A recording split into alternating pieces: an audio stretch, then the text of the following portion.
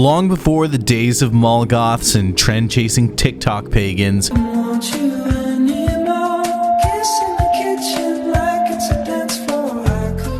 there was a time when not many artists would dare to take on themes such as the occult.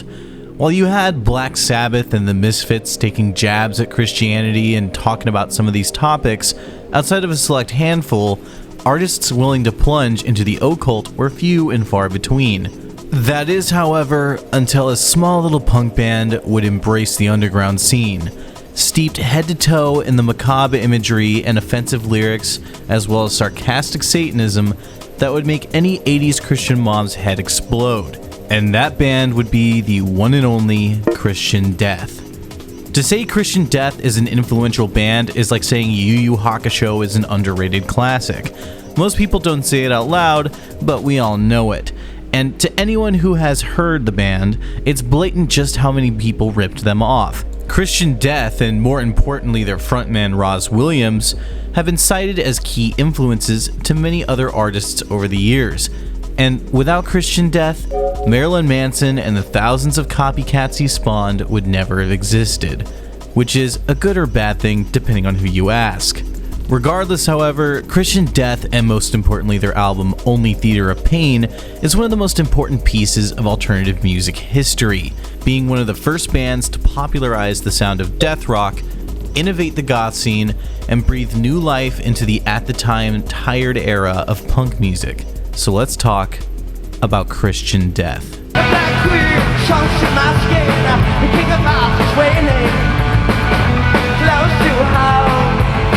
Someone shooting outside, my trigger fingers itching, another moving target, more blood on your supplies, more gum in the price of red dead, nailing you to the wall, nailing you to the Spanish mistake, nailing you to the wall.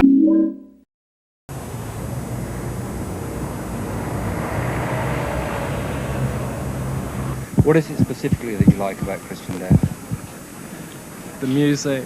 Christian Death started in 1979 when teen edgelord to end all teen edgelords Rozz Williams would put together a gang of other rejects and weirdos to make music.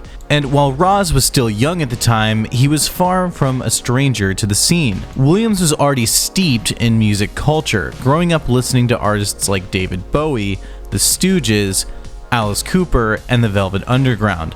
An eclectic mix of influences, but one that would really pave the path for Williams to find his own unique voice. And while he grew up in a Christian home, it didn't stop him from finding faults in his childhood beliefs and turning against them fully during his rebellious teenage years. Growing up in the boring suburban hellscape of Pomona, California during the 70s didn't really help much either. By the time he was in his early teen years, Rozz started playing in bands, dabbling in the occult, and performance art.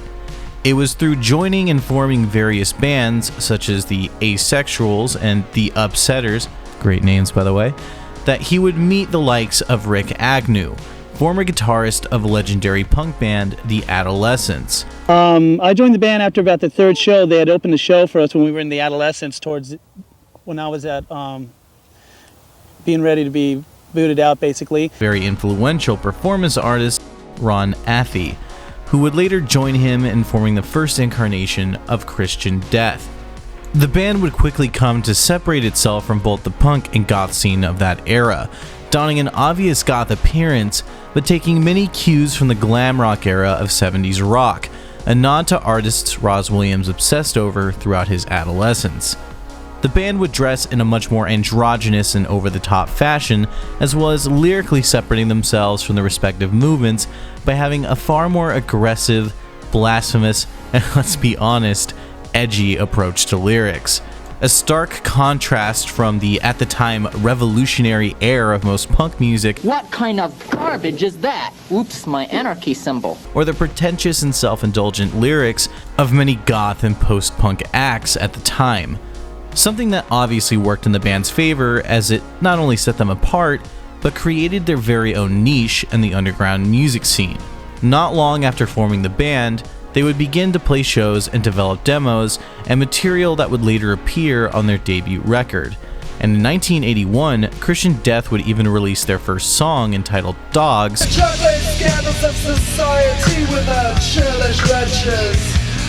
We walk the graves and go for the bones of beloved ancestors and blessed saints. Deepest darkness in our blackened hearts. Got no time for you bleeding hearts. on a compilation record for LA bands titled Hell Comes to Your House, a legendary record that would see the band listed alongside Modern Warfare and Social Distortion. Around that same time, the band would write a demo EP entitled Death Wish, though outside of the song Dogs, the EP would be shelved only to see release 3 years later in 1984. To briefly speak on the EP itself, it's a fun look into what the band sounded like during its more formative era. While not being the most groundbreaking thing in the world, it did show a lot of promise, and honestly, it makes me kind of sad the band toned down the amount of synth they incorporated into their music, because here they add a lot to the atmosphere and charm.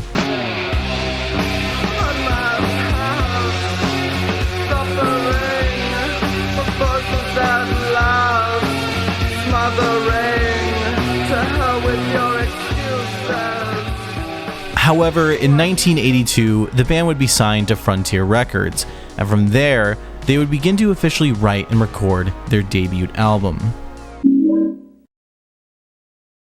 I just wanted to make, the band into something that everybody would hate, that would get the original reaction that punk used to get, because punk, I felt, was becoming accepted to a point where it wasn't challenged. Now let's talk about the crown jewel of death rock, as well as the band's most influential and infamous release, Only Theater of Pain. As many of you might already know, the Christian Death we see parade around today is not at all the original band who created this record. I mean, hell. Even the two other releases Rozz would put out under the band's name would be with a separate group of musicians. So, for many reasons, Only Theater of Pain is a special record. It's the sole capture of the lightning in the bottle that made up the original incarnation of Christian Death, one of the most formative records from the death rock genre, and a pinnacle of dark punk music that still holds up to this day. The album is primarily the collaborative brainchild of Rozz Williams and Rick Agnew, and the brilliance of this record can be heard even on its opening track. Still crying out to be told to stand still. The price of red death is the price of true love. The nights of red death are the nights of true love. Cavity is a brilliant opener as it sets the stage for everything that we're about to hear throughout the rest of the record. The track revels in its gaudy and overly somber atmosphere before Rick's signature guitar sound and Rozz's iconic voice lead the song into a faster-paced punk direction. 3 shots ring out to scream, "Who wants to play Roman soldier? That lives inside of me. Perennial artist, what do you see? What do you see? My secret fear of being alone. I sit and hold hands with myself. I sit and make love to myself." And with lyrics like this already appearing on track 1, it's a warning to all listeners of the dark, perverse, and blasphemous songs soon to come. And by no means does it take long for this to ramp up. And we have to look no further than the album's 3rd track, Burnt Offerings. A young boy approaches, and is assaulted by the flames, shooting out like sharp tongues of hungry animals. Of hungry animals. This song musically sets itself apart by being much more post-punk influence, though where it shines, it is in its absolutely atrocious lyrics. The disciple now crouches in the belly of God, his second skin removed. The boy lays sodomized and tired, sodomized and tired. Pleasure seekers abandon new disguises, threatening our existence with their faces. In the corner of the room, I sit and I pray. And this is just the tamer portion I can actually read. Some of these lyrics would straight up get me striked on YouTube. It's not even a question. Burnt Offerings is a song all about boys being drugged, abused, and burned alive. It's horrifically grim, and the sarcastic way that Rozz Williams sings about it over the dark and chaotic instrumentation really push it all to the next level. And that's something we should probably talk about a bit before we go forward. The lyrics of Only Theater of Pain are often just remembered for being sacrilegious and satanic, but they go so much further than that. The album approaches topics such as child abuse, sexual exploitation, rape, necrophilia, murder, racism, and self-mutilation. It really leaves no stone unturned when it comes to taboos it exploits. And while there are a few songs in here like Mysterium, where it's nothing more than some satanic mumbo-jumbo, you also have songs like this. I'll introduce realism. The eye of the beholder. Find a resting places of many would-be heroes in the New York City park after dark. The time of clinical death is fixed. Dream for Mother is a fucked up song where Rozz sings about dreaming of a girl's mother who he later murders and has sex with the corpse. The time of clinical death is fixed. Death is fixed. Don't be frightened. Necrophiliac relationship. During the freezing process, note the murderer's grisly attitude. Crossed above my head to protect it from the rocks. Palpitations for a weaker sex. I mean, come on, this speaks for itself. Do you really need me to go into any more detail here? Even for punk music of this era, this is some vile stuff. The album's following track, Stairs, is also a decent song, but much like Mysterium, it's the typical satanic lyrics you would expect to hear from a band called Christian Death. Lyrical critiques aside, however, it is one of the album's more experimental songs, seeing the band take on a much more world music approach.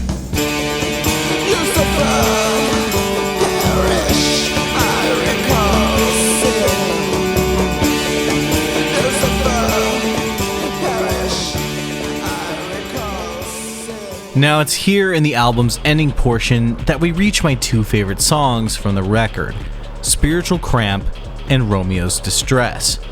Now, you've probably noticed I've been a bit dismissive of the last couple songs that take on a direct satanic theme, and that's because once you wash away the nostalgia and praise that this record receives, those songs are just kind of okay and do little to stand up to the test of time as most of the others on here do. But in the case of Spiritual Cramp, this is the sacrilegious anti-Christian anthem to end all sacrilegious anti-Christian anthems. Incurable disease on the day of rest. I'm walking on water in a sea of incest. I've got the image of Jesus embedded in my chest. I can't leave home without my bulletproof vest. Killing myself. Incurable disease of the day of rest. I'm walking on water in a sea of incest. I've got the image of Jesus embedded in my chest. I can't leave home without my bulletproof vest. Killing myself for the perfect honeymoon. Fighting with scorpions tied around my neck. I hear the pitter-patter of a killer on the loose. Children use their fingers instead of words. To break this down a little bit, Rozz is referring to religion as an incurable disease, as well as himself as a messiah, mocking that even if you fanatically proclaim Christ, you're still going to die. Oh yeah, and that incest line is a reference to how if we're all born from Adam and Eve, we're just incest babies. I can die 1,000 times, but I'll always be here, with the powder skull secrets of forgotten years.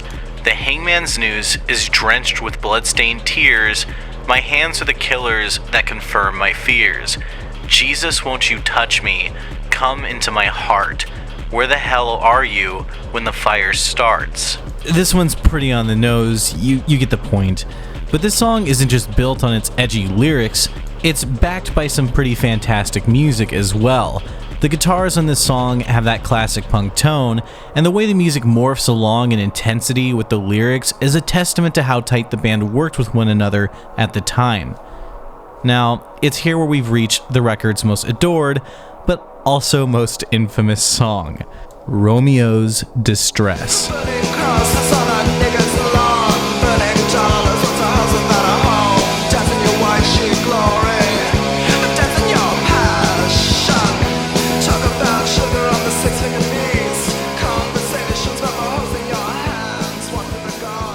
To be fully cliche here, this is my favorite track off the record. The fast-paced punk energy with Williams' sassy voice and vocal delivery is just pure joy to listen to. And yeah, before you ask, he did say what you think he did. When I said Romeo's Distress was infamous and that this album covered racism, this is the song I was referring to. Burning crosses on a demonetized lawn, burning dollars, what's a house without a home? Douse in your white sheet glory, dance in your passion. You talk about sugar on the six-fingered beast, conversations about the holes in your hands. Walk through the garden of the man's desires, conversations about the kingdom of fire. Now, the song is by no means an embrace of racial prejudice as much as it's mocking the double lives and secrets held by those who think themselves to be righteous, mocking the extremists in the KKK who dance in their white sheet glory per se, as well as revel in the same hedonism they condemn, hiding secrets in the basements and attics Rozz Williams is referencing. While many would see this as being in poor taste and out of line in today's cultural climate, it was considered the same all the way back in 1982. I mean, this is a guy who would dress up as Charles Manson, have mock sacrifices where he would be Jesus hung on a cross, among plenty of other outrageous and offensive actions. And even back in 1982, this was considered pushing the limits. But against all odds, even to this day, this song is still massively popular. I mean, even the automated YouTube upload of it is sitting at nearly 2 million views, more than 30 years after this album has come out. Now, the last real track before the album's outro song is Resurrection, a track where the blasphemy continues and Rozz sings about ritual mockery and being laid to rest while awaiting resurrection. The ceremony cradles my head in trance. I brush dust from my teeth. Fleeing hands and spiders plead for salvation. They wash the clawed feet of a priest. Ritual mockery, rectified doubt. I'm holding the arms wide open, sleeping endless sleep on a bed of nails. Wake me up with your kiss. While this song might not be as boisterous or outrageous as some of the album's previous work, it's still a fantastic track that holds some of the most creative lyrics to be found on the album. With this, the album fades off with its final track, Prayers, bringing an end to what has already been a very interesting and experimental record. Only Theater of Pain is a one-of-a-kind album, and is remembered as fondly as it is for a reason. It did a lot to innovate and revitalize the punk sound it takes from, and while it never saw widespread acclaim, at least while the band was still active, it did see some moderate success and helped propel the band into the spotlight of the underground LA music scene. While the band would enjoy the spoils of their biggest success yet, Christian Death would ultimately dissolve soon after the album's release, with conflicting personalities and drug use being the main contributors to the band's implosion.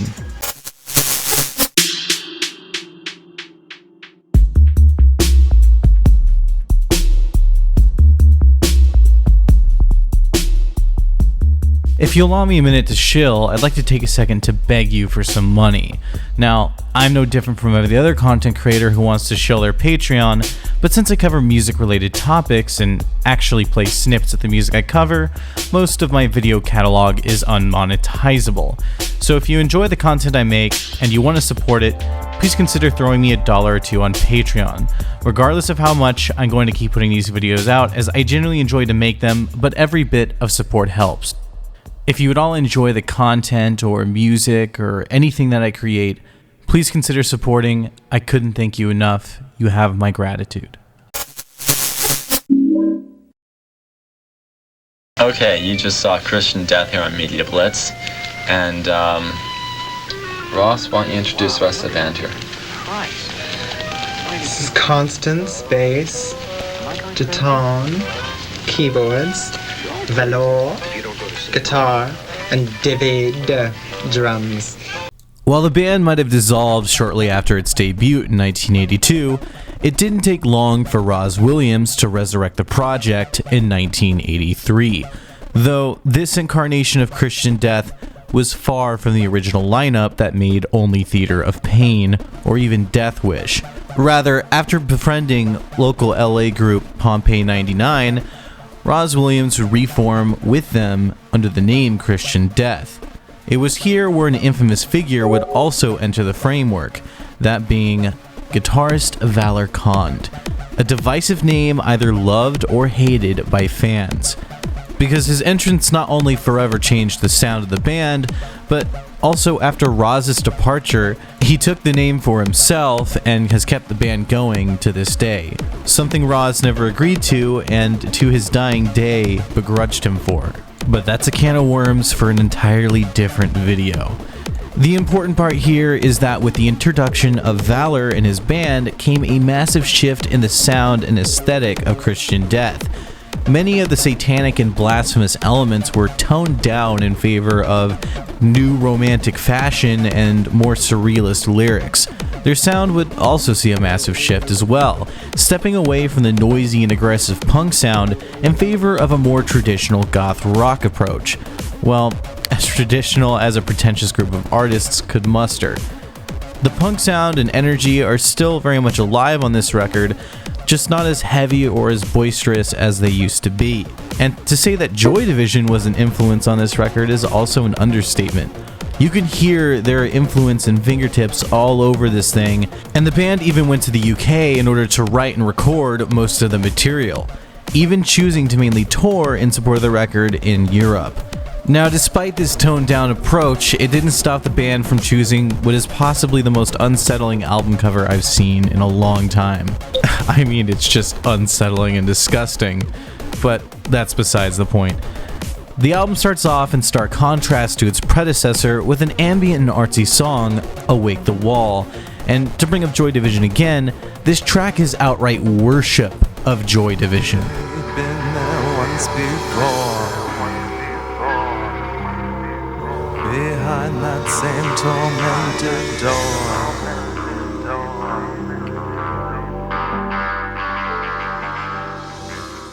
The band's effort in both differentiating themselves from their previous work while embracing a new direction actually really pays off here.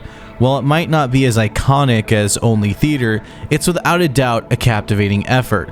Though that's not to say the band leaves the fans hanging here, because the album's next track is a direct nod to their old sound, and one of the few embraces this record has of their old edgy punk roots.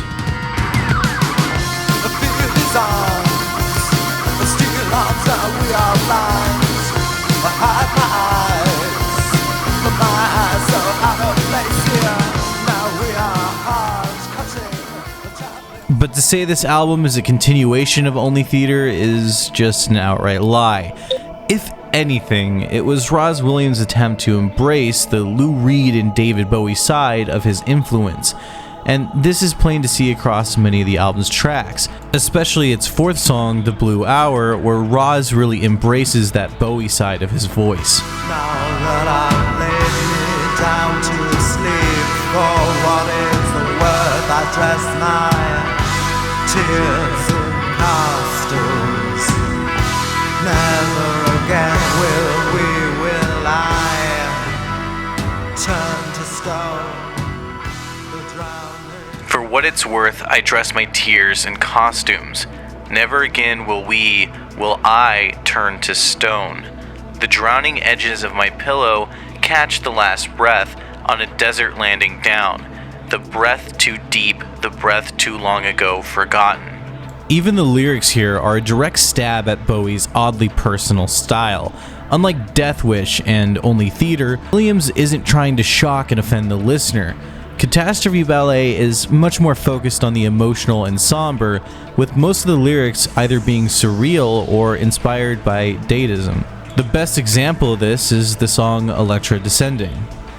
Everyone is standing in boxes, pulsating with the silver needles. I've got no name or box to stand in. Leading me to suffocation, give of fire from her throne. Belching cloak, Electra. Though I think where Catastrophe Ballet shows off its full hand is with one of its final songs, The Glass House. A powerful piece of 80s goth rock. His point of view was fever on a thread of light. My point of view was shaken. He took my mind.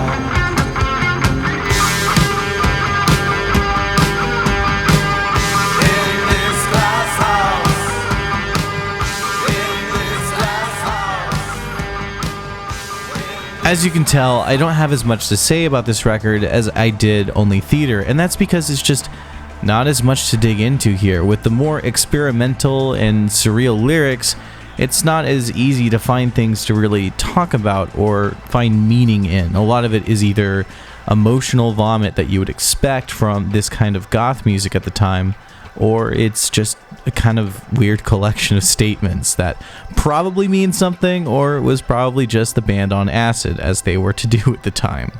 Catastrophe Ballet was ultimately met with mixed opinions when it came out. While many did enjoy it for its more traditional take on goth music and its more surreal elements, it also saw the beginning of the band's splintering fan base, with many of the band's older fans being let down by its lack of offensive bite and punk energy. And after a few European tours in support of the record, the band would return to America before beginning work on their final album with Rozz, as by this point, the clashing egos between Valor and Williams was beginning to draw a divide between the two.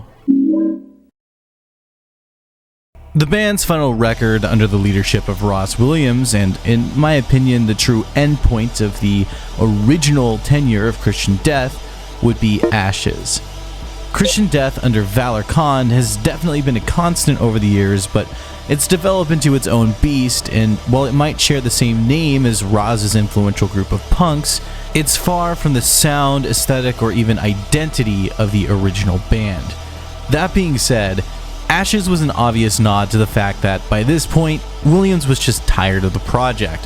While the record does contain one of my all-time favorite songs, that being When I Was Bed, it's definitely the most by-the-numbers goth rock release that Rozz ever put out. Only one of the songs really hints at the same punk energy that the band was built on, with the rest being much more atmospheric and slow, seeing Williams sing much more with his lower croons than the shrill, more high-pitched punk screams he did in his past. Even the album art kind of gives away that by this point everything had been toned down. While it's still on brand for a Rozz Williams project, it lacks the grunge and horrifying punch of something like Only Theater of Pain or Catastrophe Ballet. I really can't get over how uncomfortable this stupid cover makes me. To talk about the music itself, the album's title track is a brilliant opener, albeit a bit self-indulgent, but worth it to hear Rozz do his best David Bowie impression.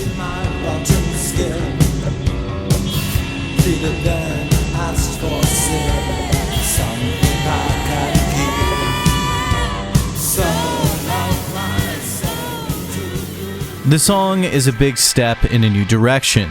The 7-minute monster sounds like it would be right at home on Bowie's album Station to Station. However, the lyrics on this record is where the lackluster kind of shows. He reached for all desire, kept his hands far from me. How my mind built high could rectify such pain and deceit. How the sorrow plunged, concrete and ashen weeps. The Poro's bed, it reeks with unresolved peaks. Yes, you can see my lyrical genius by how much I rhyme the words. For the most part, Ash's lyrics are just serviceable, lacking much of the shock and awe of the previous material, in favor of a more direct and, at times, by-the-numbers approach. The second song off the album is one of the few interlude songs, and while I'm sure the more hardcore fans will eat me alive for saying this, they're boring and filler and at times take away from the album.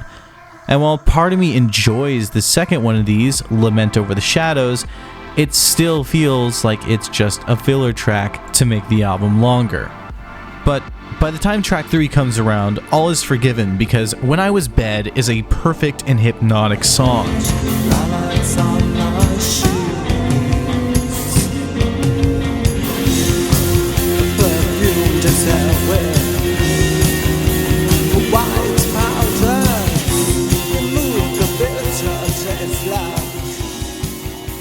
When I Was Bed is such a curveball compared to all the other tracks the band had put out at this point. The soft and hypnotic nature of the music, mixed with Williams' low and crooning vocals, is an absolute treat to the ears, and the song still stands as one of the band's best. And while its lyrics might just be a bit lackluster like most of Ashes, the music is brought to a whole nother level where the experimentation feels a lot less forced or a lot less pretentious, and more so like it captured a similar flame as their earlier material. And speaking of their earlier material, the song Face is probably the most punk song to be found on the album, albeit a very different take on the genre than what the band started with. A chip was sent to the length of his waist. Just a shiver with a mouse to the ground, words just a shout with the language of peace. Dreams on a mission, they fall deliberately. They fall deliberately. As weird as it might sound, if anything, this song reminds me of the B-52s. The last real track off the record is The Luxury of Tears, and while Ashes is home to some of the band's most experimental material yet, Luxury is definitely its low point.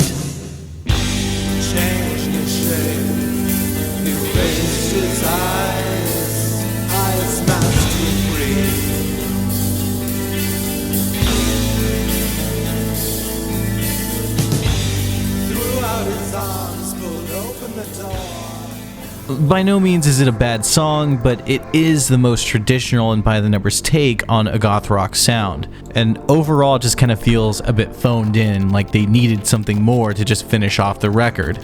And with that, the album fades out. Now, there is a pretentious spoken word track, but again, Eat Me Alive, I just don't like it. Ashes is not a bad record, but it's far from being something that is extremely special. It has its high points, but again, you can really kind of feel, just from the way everything's put together and the way that Rozz sings, that this was the end point of the band, that at this point, no one really wanted to be here anymore. Something that reflects with the way things went after Ash's release. The band would embark on a couple North American tours before Rozz would ultimately leave the group, and Valor would fulfill the European tour dates that they already had listed. Rozz Williams would cite disinterest and his dislike of touring as his reason for ending the project, and in the years after Ashes, he would form a few different bands and projects such as Premature Ejaculation and Shadow Project. Rozz would later rebrand to Christian Death featuring Rozz Williams in the 90s, but in the near decade-long break from the moniker, during that time he and Valor would enter a long-time feud. The pair originally decided to let the name die out upon their initial split, only for Valor Khan to go back on his word and steal the name. To say Rozz was unhappy about his band's name and music being puppeted around by Valor is an understatement. While Rozz Williams would go on to be a cult icon of sorts, he would ultimately fade into obscurity throughout the 90s and tragically decide to self-sunset in 1998. In the decade since his passing, he and his influential band have seen much more recognition and praise for the genre-defining work that they did, while Valor Khan's Christian Death has almost completely fallen into obscurity. Regardless though, Christian Death is a cult icon, beloved for a good reason. The band's early material played a massive role in spawning the genre of death rock and revitalizing punk music in the early 80s. The influence and impact that the band had on the goth scene in general is still felt to this day, and if you couldn't tell from this video, the old material for the most part still holds up 30 and 40 years later.